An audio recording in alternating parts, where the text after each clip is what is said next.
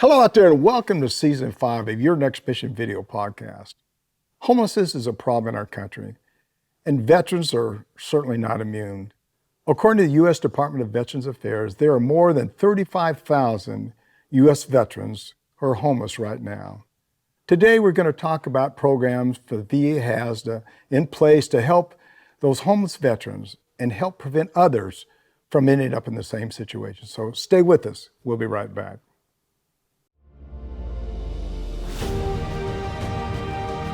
Welcome to Your Next Mission video podcast, where we tell the stories of those who have served in the past and those who are serving today. From transition to financial wellness, VA benefits to mental health, we cover issues facing veterans, active military, and their families. Now here's your host, the 12th Sergeant Major of the Army and co-founder of the American Freedom Foundation, Jack L. Tilley.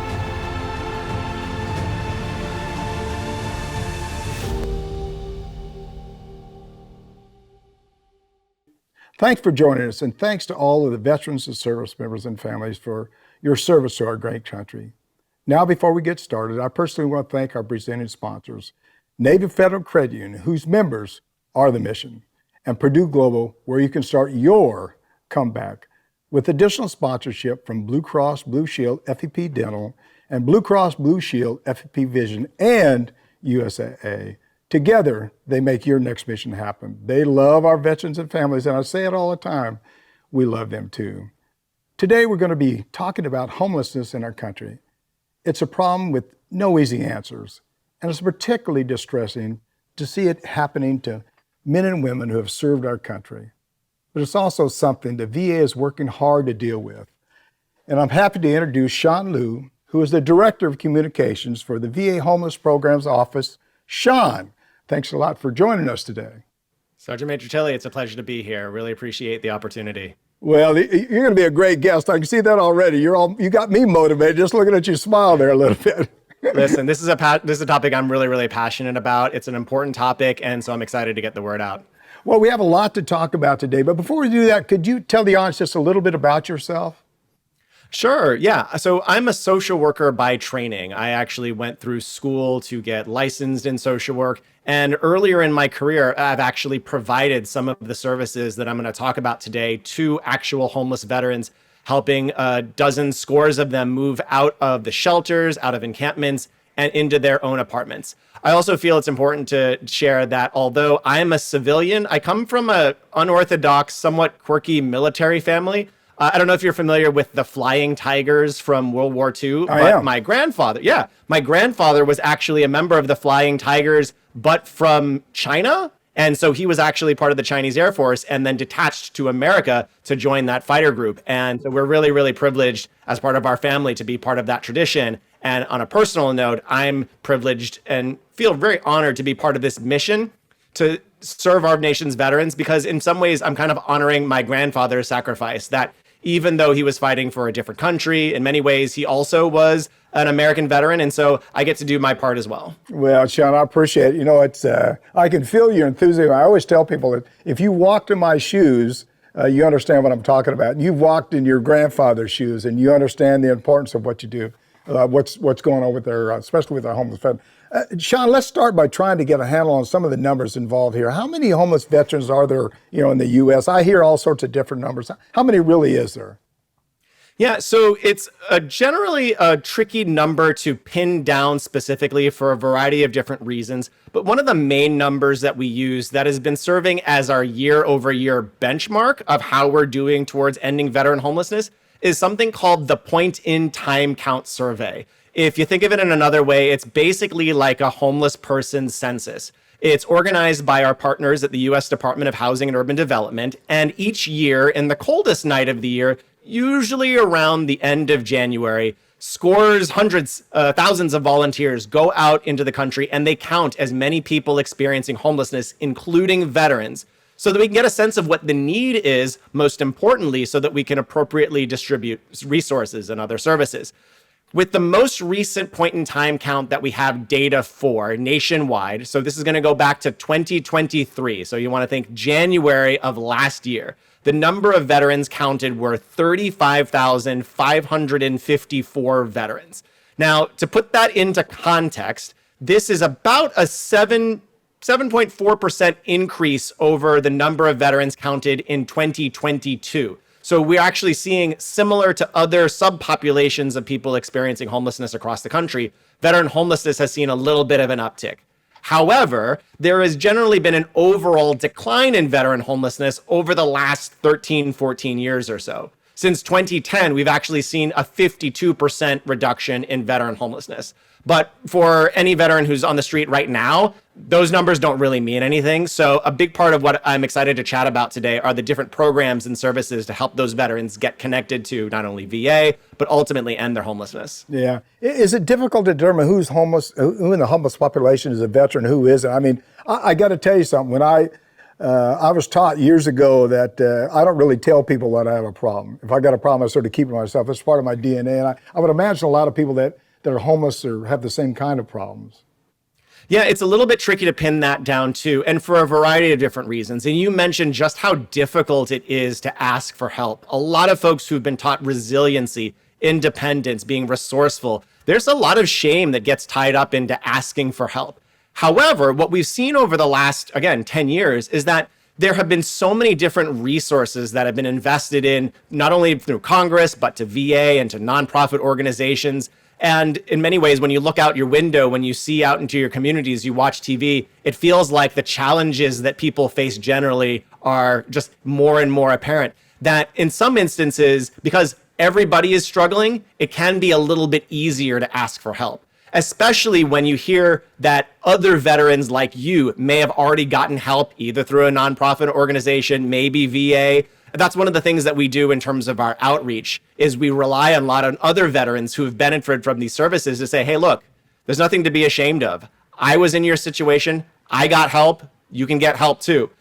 However, when it comes to more specifics about different populations, different subpopulations of veterans, it can get a little bit tricky, especially for veterans who are women veterans, veterans who might be incarcerated, especially when it comes to the concept of who is a veteran or not. I'm using scare quotes. Yeah, I got you. Yeah. And, largely because for many people, even those who have served, the concept of a veteran is still predominantly, like the picture in your head is an older man, right? And so women who have served, Army, Navy, Marines, Air Force, Space Force, they may come out and they say, well, because I'm not male and because I'm not older, I might not be a veteran. So one of the things that we tell people is that if you're doing outreach to try to find and engage with veterans experiencing homelessness, change the question a little bit. Don't ask, are you a veteran? Ask, have you served in the military? And when you make that small little shift, everybody said, well, yeah, I served in the military. I was in this branch. I was in this part. Yeah, I got to tell you something, but it also depends on who's asking the question. Those 100 people, I guess you said 100 people that go out there and ask that question. Are many of them veterans themselves that go out there and ask those questions? Or a lot of, I would hope that hopefully 100% are veterans, but I'm sure they're not. Probably not as much as you'd like. And so, that was an experience that I had when I was a young social worker, that I'm a civilian, right?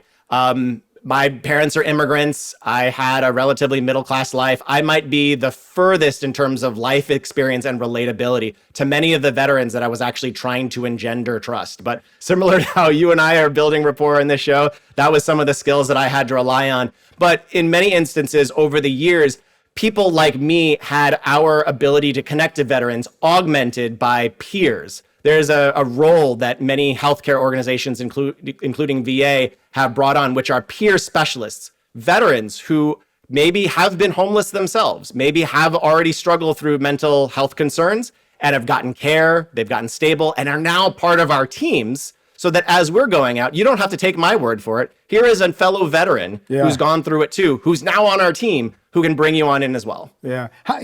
John, how many homeless veterans do you think be out there still? I mean, just that are unaccounted for? I mean, like you said, a lot, maybe some of them don't want to talk about it. There's a lot of them out there, I guess. Or do you think there's a lot of them out there? So I think in terms of other subpopulations of people experiencing homelessness, veterans are probably the ones that we probably have the strongest and most accurate numbers about. There's been a lot of work done, not only by VA, but the immense amount of communities real leaders happening in communities and cities all across America to really wrap their hands around every single veteran experiencing homelessness in their town, in their county, in their city. So I would actually argue in many instances, the counts of veterans experiencing homelessness is probably more accurate than, say, families with minor children or other singles who are experiencing homelessness. That said, our job at VA is to make sure that we get the word out, because as long as there's even one veteran experiencing homelessness across the country, our job isn't done. So that's why it's important for us to come on important shows like yours to let people know that if, maybe they're living with their aunts or their cousins or their brothers or sisters, maybe they're in their car, but they're actually on their phone watching this show right now, that we're getting the word out that resources exist to help them. Your show in many ways is a critical outreach arm for our work to help get the word out and get veterans into our system of care so that we can get them housed. Yeah. Shawn, do you think, well, first of all, it's important for us to market because we're all part of a family. We need to make sure we help each other. And a lot of times there's so many people that are out there struggling that we just really don't know what to do. Do you think that veterans are less inclined to ask for help than really the general population? I mean, veterans are sort of, like I said before, their DNA, they don't want to ask for help. They're sort of stay to themselves. Do you think they're less inclined to ask for help? I think some veterans, it's the arc to build trust is a real one that takes time, that takes commitment, consistency, and reliability. But I'll also say is that so many veterans also know, because so many Americans are struggling right now, that a lot of times VA has more resources that are there for them than if, say, they weren't a veteran, right? If I was experiencing homelessness right now, right, I would actually have access to less resources than if, say, one of my friends who actually served would. And so I think in those instances, just the awareness that there is hope out there, there is a path forward, I think in many ways can convince or engender some trust in some veterans to say, like asking for help, it's not a great feeling. I feel a little bit of embarrassment and shame, but I think people up there can actually help me, and I might give them a shot. Yeah, one of the things when we talked about before, you said it's also a sign of weakness. They thought it was a sign of weakness, and really reluctant to admit they got a crack in their armor. They just don't want to tell anybody that they're not perfect. I don't think anybody's perfect, but they're just reluctant to talk about those things. Yeah, and I think it's really important for folks of all walks of life to share that asking for help, it's admitting those faults, is not weakness. It's actually a sign of strength. When you really think about it in the emotional journey, that's a lot of courage that you need to be able to say, you know what, I'm hurting right now. I'm not okay. For your viewers, I mean, it's important to know I suffer from mental illness as well. I have a lot of support. I have a great psychiatrist. I've got a great support system. And even for me, in my relatively privileged life, it's a struggle sometimes. It takes a lot of courage for me to say, actually, in this season, I'm struggling. And so in some instances, I haven't served in combat. I haven't been exposed to many of the dangers that our veterans have, but I can kind of relate to that idea. But still, I can also attest to how much courage it does take and how strong people actually are when they are able to say, you know what, I need a hand. Yeah, Shawn, just to let you know, I've suffered from post-traumatic stress for probably over 50 years. I was overran when I was in Vietnam, so I went through the issues, so I know exactly what you're talking about. Yeah. And I'm a little, I guess I'm a little apprehensive to ask anybody for help because I don't want people to think that I can't solve my own kind of problems that I have. So, but everybody needs somebody. Everybody needs somebody to help them. That's for sure. What are the main factors that contribute to veterans' hopelessness? I mean, is there something? Yeah, absolutely. So when we think about risk factors for veterans, why a veteran may become homeless, I think there's a couple things that, before I answer your question specifically, I want to take a step back and kind of frame it into two categories of factors. On one hand, you have individual factors. So things about specific veterans that may increase or decrease their risk factors. And these are things that you and your viewers may already kind of, when you think about it, though, they make sense. So mental health issues, right? Substance use, PTSD. And for veterans who have had combat exposure, PTSD is probably a big driver of that, right? You can also think of things that happened before their military service, such as adverse childhood events. For things that may happen before, like largely after their military service, it could be lack of employment and maybe even history of incarceration. For men, history of incarceration is one of the most strongest predictors of future homelessness. Those are the things about the individual veteran. But you also have to take into things that we call structural or system level factors. And that's just fancy speak for what is the environment that that veteran is living in? What is the community like? So, does the community have affordable housing that the veteran can rent based off of their income? Regardless of the veteran's job skills and marketability, are there jobs in their community that pay good, decent wages so that they can earn an honest living? Are there other things like, are they living in a high crime neighborhood or any other cultural factors?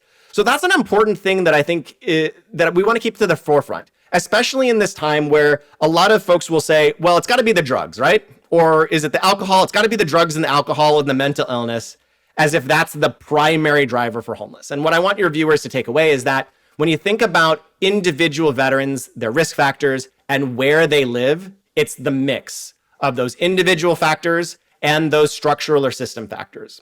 Regardless of the factors, though, for folks like me who provide care, case management, counseling, our job to get those veterans stabilized and back on a path again is to minimize, just reduce, and eliminate all of those risk factors, whether they be structural or individual, and provide them with as many resources and get them connected to as many other supports, community, family members again, good jobs, so that they can get stable and be successful on their own. Yeah. There's one other thing, Sergeant Major Chili, that I want to add, especially when it comes to this concept of like the reluctance to ask for help. While it is true that many veterans in our programs are in our system of care for a while, right? They're with us. Many veterans actually go on and don't need us again. And so one of the things that I think is important to think about is this idea of help being time limited, not forever, not a handout, and a path to help the veterans get independence again. Yeah, it's not a handout. It's not a handout. It's a hand up. It's a hand up. Yeah, that's right. Shawn, you already touched on it a little bit. I'm going to ask you a question. Affordable. I love the thought that you talked about affordable housing across the country, especially in bigger cities. I guess that is a big barrier in preventing homelessness. I didn't really realize that. Yeah, it's and probably for the first time, at least in my own thinking in this era that we live in, is that, you know, affordable housing has been a barrier for us to help veterans get into housing who are homeless, right? A lot of the programs that I'm excited to talk about rely on just the regular apartments that are in your communities right now, and if they're affordable. But what we're also seeing with the affordable housing crisis right now are people who are becoming homeless for the first time because they can't afford where they're living anymore. Maybe their landlord has increased the rent beyond their means. Maybe they lost their job and had their home foreclosed on. And so what we're seeing now is not only is the affordable housing crisis been a barrier for service providers like us in terms of helping veterans move out of homelessness, it's also we're starting to see signs of it's causing more veterans to experience homelessness for the first time. Yeah. Shawn, I want to talk about the ways the VA is helping and who might be eligible to help. But first, like everything else, we need to take a quick break. So I know you're not going to go there, so stay right there. We'll be right back. This is Your Next Mission video podcast with me, your host, Jack L. Tilley, 12th Sergeant Major Army. If you're enjoying this discussion, and I know that you are because we're talking about veterans that are homeless that need assistance, please like us, click on that subscribe button below, and be sure to click on the bell to receive notifications of all of our upcoming video podcast releases. I'll be right back after a word from our presenting sponsors.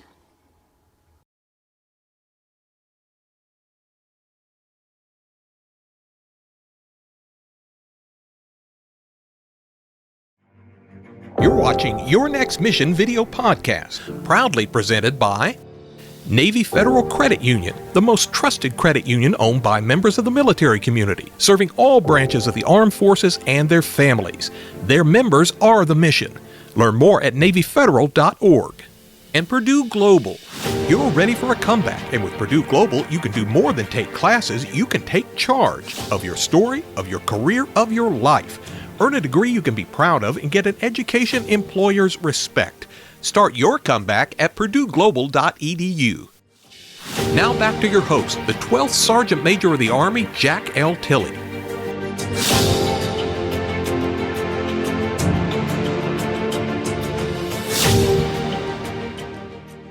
Welcome back. We're talking about the homeless problem among veterans with Shawn Liu, the Director of Communications for the VA's Homeless Program Office. Before we jump back into our discussion, I'd like to take a few seconds to tell you about a new program we're excited to call Your Next Mission VCS, a Veterans Community Support Program.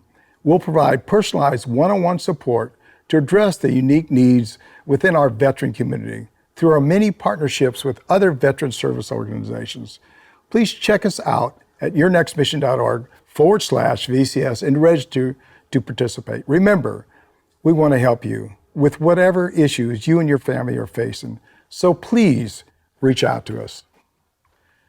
Shawn, let's talk about some of the ways that VA can help homeless veterans who are eligible for help. Yeah, so I know eligibility is a topic that is always on veterans' mind, especially when we get into we were just having a really, really great discussion about asking for help, right?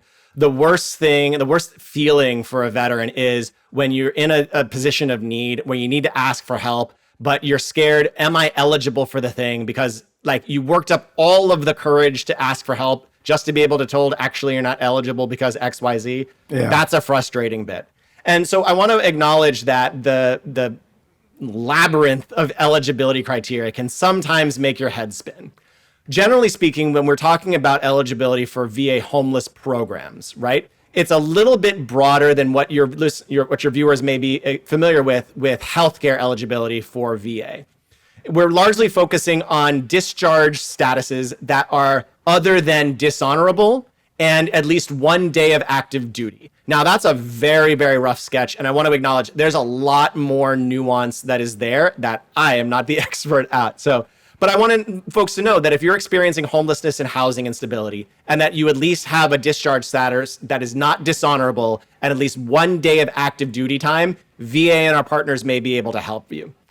That said, I want to talk a little bit now about the different services that we have available and acknowledge that we have a broad range of services that can cover a lot of different needs that a veteran may be experiencing, whether they're at risk of homelessness or they're currently homeless and need a pathway out. First and foremost, we have prevention resources that will actually keep veterans in their apartments, in their homes right now, and provide them with short-term case management to help navigate all the different bureaucracies and red tape in order to get other different benefits and services. That prevention is one of the most important bits. If we can stop a veteran from becoming homeless in the first place, everybody's lives are better, especially that veterans, right?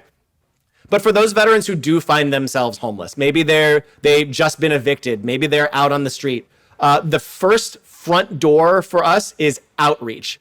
Now, outreach takes a lot of different forms. One of the main forms is just simply getting the word out, word of mouth, these type of interviews. But we also have dedicated social work staff, clinical social workers, who go out into the communities, into encampments, into shelters, into other programs to try to find as many homeless veterans that they can to serve as that front door, get them enrolled in VA healthcare, get them enrolled in our different programs and services.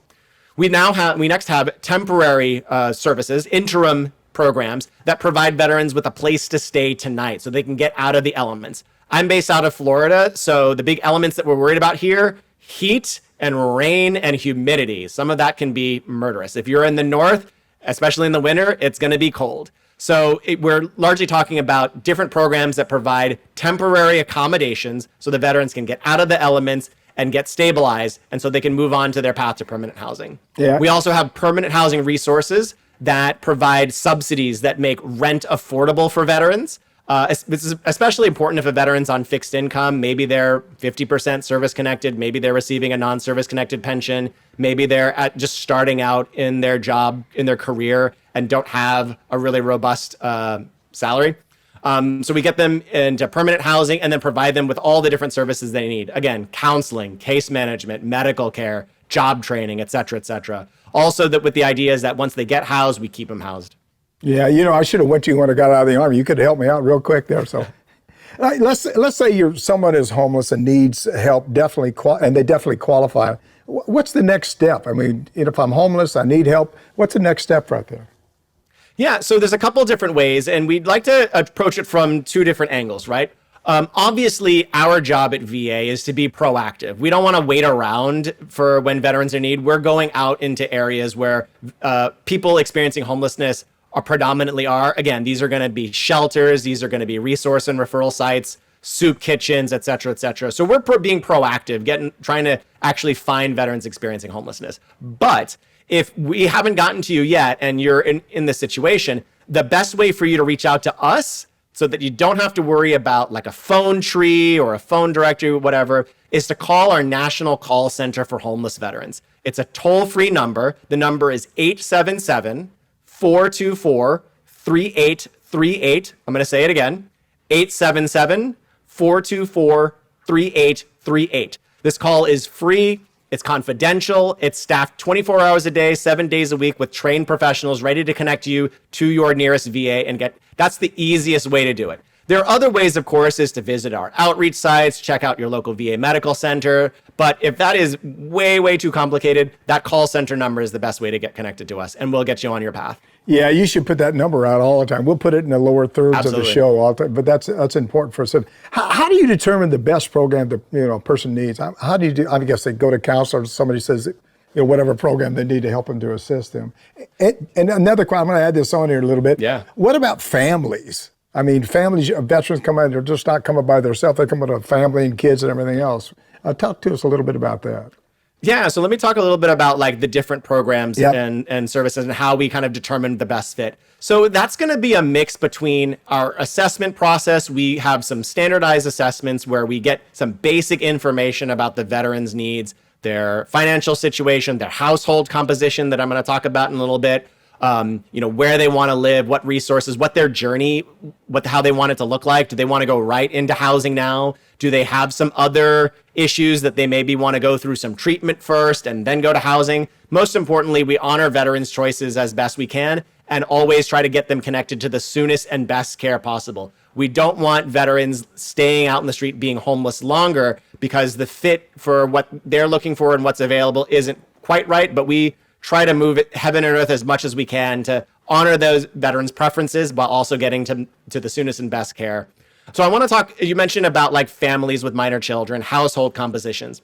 One of the things that I'm really proud of with our programs and services is, we're able to serve intact households. And I know that's a concern for a variety of different households, for a variety of different families, right?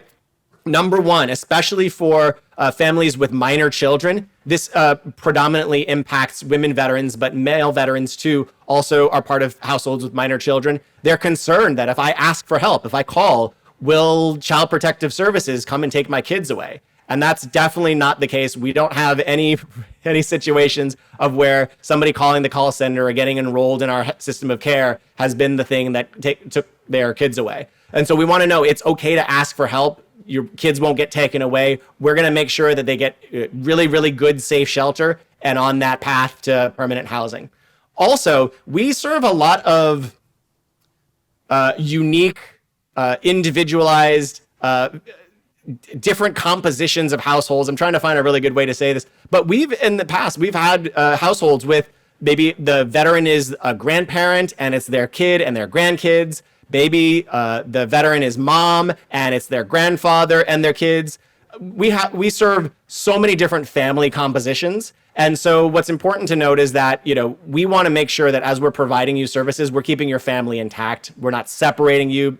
Here you go to the men's shelter, you go to women's shelter. No, we're going to keep we're going to strive as much as possible to keep your family intact. And so that when you move into housing, you're able to move into an apartment that is appropriate for your family composition too. Yeah. I know the VA has a number of programs to help, help their extensions of, I guess, the medical centers and outpatient clinics. I guess, is that correct? Do some of these programs really focus on prevention? I mean, we talk a lot about homelessness. Do we talk much about prevention with veterans? Yeah, absolutely. And you brought up a really great point that I want to touch on before I get to the prevention, which is this idea that the homeless programs and services that I've just mentioned, many of your viewers are probably familiar that VA is not just like one organization, it's three. It's the healthcare side, the benefits side, and then the cemetery. The vast majority of the homeless programs and services are under the Healthcare Administration, recognizing that housing is healthcare, that as we stabilize veterans in housing, it's a good chance that their positive health outcomes are going to follow. And I think that's really, really important. When we think about prevention is something that we've been trying to get better and better at. One of our programs that we have in our toolkit, it's called Supportive Services for Veteran Families.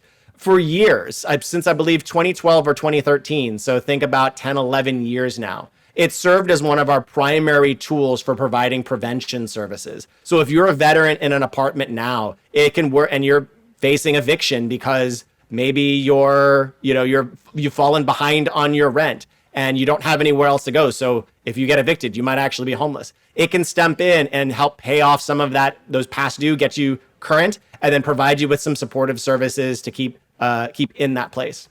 But Sergeant Major Tilley, one of the things that's really important for us as VA, as homeless service providers, really start to try to stem the tide of what we're seeing as increases in homelessness across the country is real good prevention. And a lot of times, real good prevention is not just trying to prevent evictions wherever possible, but really working and doing what we can to make sure that families, households, and communities are thriving. And so in many ways, when you think a lot of the work that I'm sure many of the different guests that you've had on your show, that in many ways is what we call upstream prevention. Anything that helps make a veteran's life better, their finances more stable. It may be like 8 or 9 steps removed from homelessness, but that's homelessness prevention too. Yeah. Shawn, do you find, I don't know, do you know the ranks of some of the homeless people that are out there? I mean, I don't know if do you ask that question, I guess? We do ask that question as part of our assessment process. We get their ranks. Predominantly, we're working with enlisted service members. Mm-hmm. We occasionally work with officers. I think in my career before I did move to more administrative work, I actually maybe worked with one officer, but predominantly the veterans that we're serving with are enlisted service members. And in some ways that probably make sense when you really think about it. Yeah. Some of that, the officer rank, enlisted kind of dynamics serve as a proxy for what we call socioeconomic status. Oftentimes, veterans are coming from distressed communities. They're coming, not every veteran, but many veterans are coming out of poverty. Their military service ends up being a really positive experience, but then upon discharge, they're going back into distressed communities, back into poverty, and that can be a big risk factor of its own. And that's why when we talk about prevention, another thing that we're really trying to focus on is the transitioning service members as they're discharging from service and joining civilian life, that we make sure that we're able to catch them, make sure that they're aware of all the programs and services. So if they need it, they know that it's out there and they don't wait 10, 15, 20 years before they finally discover that they're eligible for a lot of assistance that could have helped them out. Yeah, probably because I retired out of the military, but a lot of guys I talked to, guys and gals that I talked to, I lived on the West Coast, but now I live in Florida too. Also, but yeah, they don't go back. They go somewhere else. And you do, I hate to say this, that sometimes you don't want to go back into that environment. Don't want to go back in that culture. So it makes sense to me. It makes a lot of sense to me. I want to acknowledge, we actually see a pretty big mix though. Veterans are a very diverse group. You're not a monolith, right? So all walks of life, all backgrounds, so many different ways in which they reflect upon their service. One of the things that is interesting, especially for many of the veterans that we serve in homelessness, is that when you think about representativeness, right? How veterans are represented in different populations. One of the things that we're starting to see is that being a veteran may, for the first time in our country's history, be a protective factor against homelessness. Yeah. That it may not necessarily be a risk factor. You probably remember 10 years ago, 15, 20 years ago, where veterans were overrepresented in homelessness, that being a veteran increased your risk of being homeless. We're starting to reverse that trend. And I think that's a testament to a lot of the investment, the programs and services that are available at VA, and the shift in the cultural awareness of honoring veteran sacrifice and making sure that they stabilize and are healthy and whole once they leave the service. I think we learned a lot from Vietnam, though. In Vietnam, we had a lot of people come back just after a couple of years in the service and went back into the community. A lot of them were homeless because they had to make that transition and that adjustment, especially just coming out of wars. And even the programs that we had for the military weren't that good at that time. So I think we've learned a whole heck of a lot over the years. Shawn, you've ever... Absolutely. Go ahead. I'm sorry. Will you say something? No, well, I was just going to mention that, when I joined VA, it was around 2008, 2009. And so it was, Operation Enduring Freedom, Operation Iraqi Freedom, Operation New Dawn. And there was a palpable concern that we were going to repeat the mistakes of Vietnam, and we were going to see a surge of young, and that just didn't happen. No. If anything, what we're seeing now in our own data is that homeless veterans are getting older, which is a whole other set of problems that require innovative solutions. But yeah, in many ways, we have actually learned the lessons from Vietnam and have cared for our younger veterans better than we did in the past. I think the Army and the military, not just the Army, but all services learned a great deal lesson, and also the VA learned a lesson about how to set up better programs and how to transition out of the military. And we've gotten better and better. We need to get a lot better too, that's for sure. Shawn, do you I know you said already that you send people out in the community to identify and find homeless veterans. How often do you do that? I mean, do it once a month, once a day, every day, or whatever? How do you work that out? Yeah, so it varies, but by and large, we're out there predominantly every day. Okay. Traditionally, it's Monday through Friday just because of the way the work schedule. But we do have some areas where actually they have 24/7 coverage. But it is largely dependent on the community. I know in some more, for lack of a better term, heavily trafficked areas, we're out there pretty regularly. In some more rural areas, we may be working now. And this is one of the few upsides of coming out of the COVID-19 pandemic. We're able to do outreach more in a more telehealth perspective. So even if we don't have a person going out to maybe a rural resource and referral site in person on site, we're able to do some more telehealth stuff. Just as an aside, telehealth is also one of the solutions that we've been working on a lot to provide outreach to veterans in jails and prisons, especially as they're being released from correctional facilities. We want to make sure, just as any other veteran, that they get access to care. And the telehealth solution has been a boon for our ability to do outreach to them to make sure that they know where to go upon release. I use telehealth all the time. In Tampa, Florida, I use it all the time, talk to the doctor.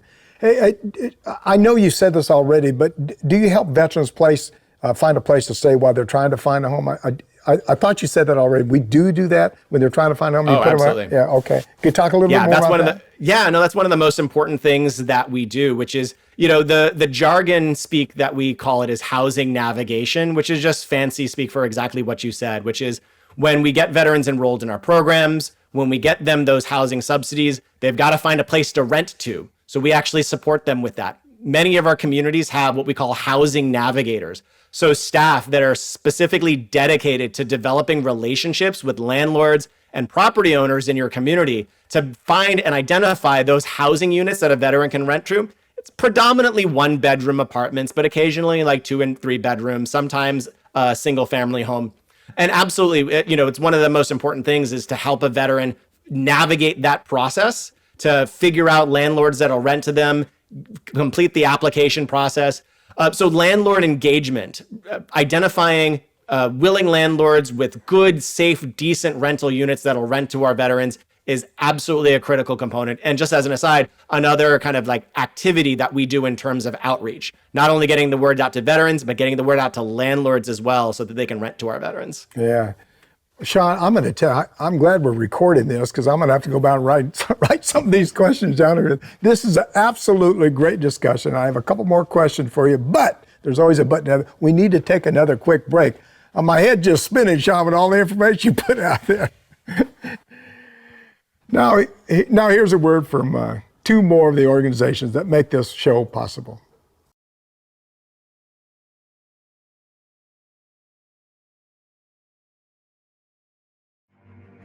You're watching Your Next Mission video podcast, brought to you in part by Blue Cross Blue Shield FEP Dental, Blue Cross Blue Shield FEP Vision. Part of transitioning out is that dental and vision insurance breaks off from your medical insurance. Vision and dental is very important to be able to enjoy your retirement. Blue Cross Blue Shield makes the transition so much easier. And USAA. A promise is a trust not to be broken, whether spoken with an oath or sealed with a pinky. And after 100 years, we're still taking care of the military community and their families. That's our mission, always. Now back to your host, the 12th Sergeant Major of the Army, Jack L. Tilley.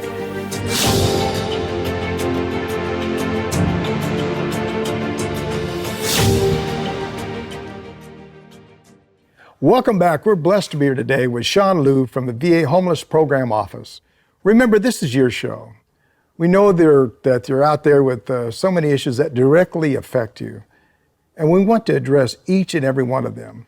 So please reach out to me. Tell me what topics you'd like us to cover. You can call or text me at 844-424-1134 or send me an email at smatilley@yournextmission.org. And guess what? I'll actually reach back out to you. Shawn, what kind of progress have we made in the fight against veterans and homelessness there? Yeah, so, the work is not done. I want to be very, very clear. The mission continues. We have had, as I mentioned at the top, a 52% reduction in veteran homelessness since 2010.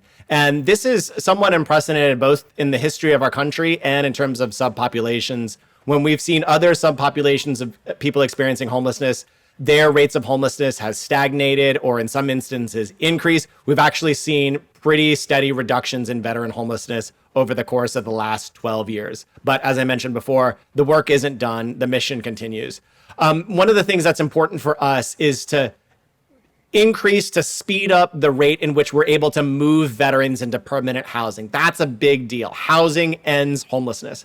So to that end, for the last 2 years, VA Secretary McDonough has challenged us. He actually said, hey, you guys, I want to put you to the test.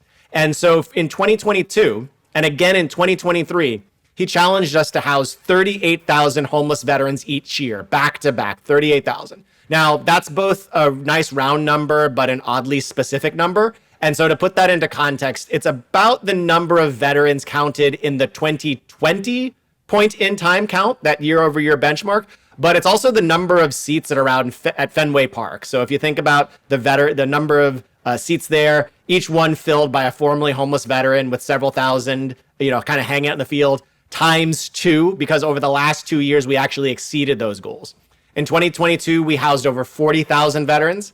And in 2023, we housed nearly 47,000 veterans. So over the last 2 years, that's almost 87,000 veterans that we've housed, which is just a down payment on our investment to end veteran homelessness. But the work is not there. And those numbers, while impressive for us at VA, they don't mean anything at all to a veteran who's actually homeless on the street right now. And so this year, again, in 2024, we are back with new goals. Our goals this year is to house 41,000 homeless veterans. We're currently about halfway through our fiscal year goal. We're on pace. We've already housed about 22,507 veterans. This is just over half of the goal. So we're kind of on pace of where we're at. But yeah, our staff are dedicated, we're committed, and we're going to make sure that for every veteran we find, we move them into housing. Yeah, I think you just answered my next question. I was going to ask you what your future goals are, and you asked that question already, so I appreciate that. And I'm going to ask you this question. What's the top priority right now? And I guess the top priority for you is putting people in homes. Shawn, is there a limit I can stay? If I'm homeless and you put me in a home, is there a limit that how much time I can stay in that particular home? So that's going to depend on the specific program. Some veterans actually don't need a whole lot of assistance. Some veterans, it's just they're got to weather a specific acute crisis, and once you get them through that crisis, they're actually fine. Other veterans need a lot longer support, and one of the programs that we have, it's an acronym. So if some veterans maybe feel right at home with the alphabet soup, but it's called our HUD-VASH program. HUD-VASH stands for Housing and Urban Development VA Supportive Housing. From what it sounds, it's actually a partnership program between us and the U.S. Department of Housing and Urban Development. It pairs housing choice vouchers. Some of you may be familiar with the concept of Section 8. It pairs those vouchers with VA's counseling, case management, and supportive services. And that program essentially has no time limit. So a veteran staying in HUD-VASH, so long as they keep meeting the requirements of the program, they don't go over income, they still want to participate, they keep renewing their voucher every year, they can actually stay with it indefinitely. Yeah. Is there any way that, is there any way that just the general public could, or veteran or civilian can get involved? Is there some way they can give, if somebody wants to help the VA military homeless veterans, how could they get involved, I guess? Yeah, so there's a couple different ways, and if it's okay, I'm going to speak to different sections of your viewers. So first off, for any viewer here who is a property owner, a property manager, a landlord, and you have units that you can rent to veterans, rent to our veterans. All of the progress, all of the programs and services that I just mentioned during today's show, they're all dependent on fair market value apartments in communities all across the country. So we're always in need of landlords willing to rent to our veterans. Next, if you're a business owner, if you have jobs, if you're an employer, hire our veterans. Although we do have some veterans who are disabled, we have so many veterans who are ready, willing, and able to work. And so what they need is good paying jobs that will help them get financially stable as well. For both, if you're a landlord who have units to rent, or if you're an employer who's willing to hire our veterans, visit our website, va.gov/homeless. Right there on the front page, you'll see a couple different buttons for landlords, for business owners. You can get connected to us through there. Let us know. We're interested in partnering with you. For members of the general public, if you are a veteran, if you know a veteran, maybe a veteran is your sibling, cousin, friend at work, a colleague, regardless, keep that call center number handy. Again, 877-424-3838. We just had, you and I, Sergeant Major Tilley, had a fantastic conversation earlier about just how difficult it is to ask for help, which is why if you're a friend of a veteran, a family member of a veteran, you might that be important nudge to convince them to get help. Again, 877-424-3838. Regardless, if you're watching this show, like that number is for you. Keep it handy so that if you find a veteran in need, get them connected to that number so they can get connected to us. Hey, Shawn, this has been a great discussion, and I certainly appreciate you coming on the show. I've learned so much today. I appreciate it, not just from me, but really from all veterans out there. Any final thoughts? Anything you want to share with the audience that maybe we missed? Yep. So again, I've said the call center number so many times. I'm going to say it one more time just for the sake of it. 877-424-3838. And on just a more personal note, this has been a life mission for me.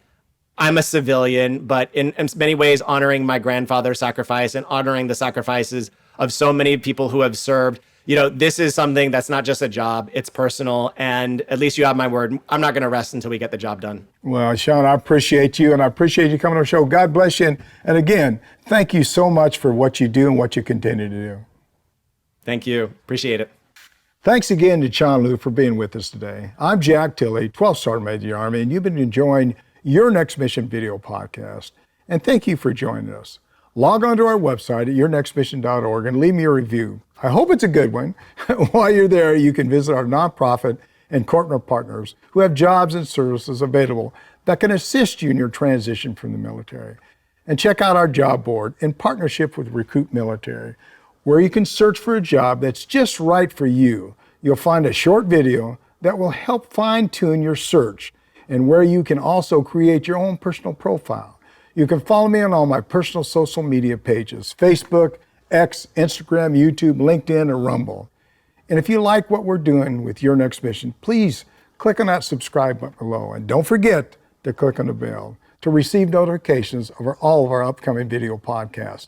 Don't forget, we want to hear from you. Please leave me a message or send me a text at 844-424-1134 or send me an email at smatilley@yournextmission.org. Thanks again to Shawn Liu from the VA Homeless Program Office for joining us today.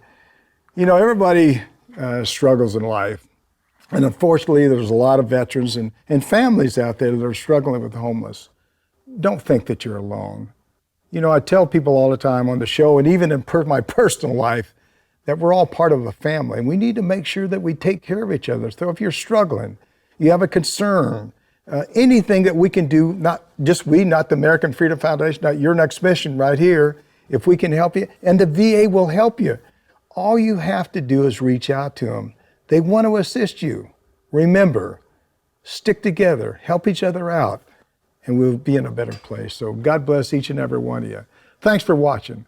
Thanks to New Mind Studios, and of course, our sponsors, Navy Federal Credit Union, Purdue Global, Blue Cross Blue Shield, FEP Dental, Blue Cross Blue Shield, FEP Vision, and USAA. We appreciate all you do for our military. And as always, see you on the high ground. Hooah!